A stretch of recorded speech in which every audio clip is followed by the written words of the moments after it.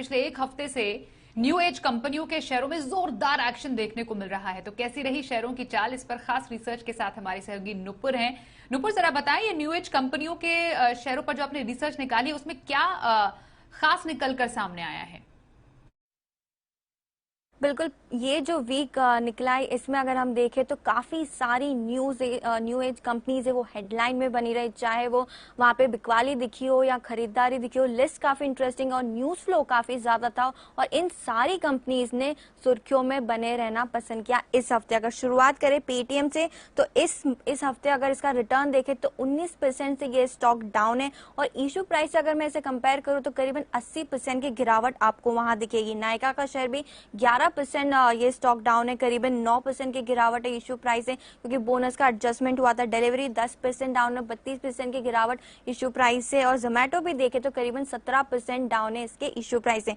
दूसरी तरफ अगर गेनर्स की बात करें तो वो भी काफी इंटरेस्टिंग है क्योंकि फिनो पेमेंट्स बैंक में इंटरेस्टिंगली 40% का मूव आते दिखा है इस हफ्ते। इजी ट्रिप देखे तो 37% ऊपर है और जिस हिसाब से बोनस और स्टॉक स्प्लिट हुआ है इशू प्राइस से करीबन 190% ऊपर है स्टॉक। पीबी फिनटेक में भी मूव है, जो इंश्योरेंस कंपनीज के लिए जो खबर आई थी उसके बाद 17% इस पे दिखा।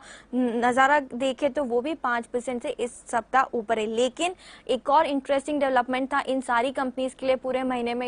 इस महीने हमने देखा नायका, पेटीएम, डिलीवरी और पीबी फिनटेक का लॉक इन खुला 1 साल का और मोस्ट ऑफ द जो फॉरेन इन्वेस्टर्स है, फॉरेन कंपनीज जिनका इन्वेस्टमेंट था एंकर लॉक इन थे प्री आईपीओ वाले, उनकी तरफ से काफी ज्यादा बिकवाली आती दिखी थी। वो चाहे वो टीपीजी लाइटर्स हो नायका में या पेटीएम जो सॉफ्ट बैंक है उन्होंने बिकवाली करी थी। डिलीवरी देखे तो कार्लाइल ग्रुप की तरफ वहां पे बिकवाली आई थी और पीबी फिनटेक में भी हमने देखा कि टाइगर ग्लोब की तरफ से बिकवाली आती दिखी थी।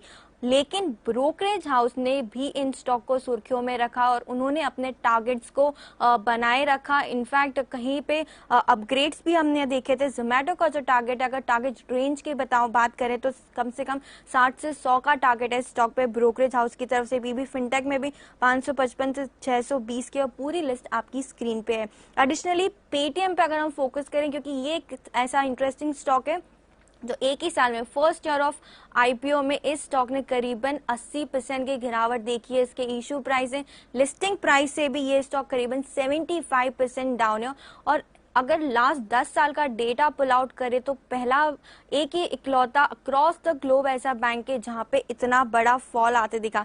2012 में जो स्पेन का बैंक है वहां पे हमने इतनी बड़ी गिरावट देखी थी। इसके अलावा कोई भी ऐसा स्टॉक नहीं है जिसने फर्स्ट ईयर में इतना बड़ा शार्प फॉल देखा हो। तो काफी interesting developments in new age companies में इस हफ्ता रहे हैं।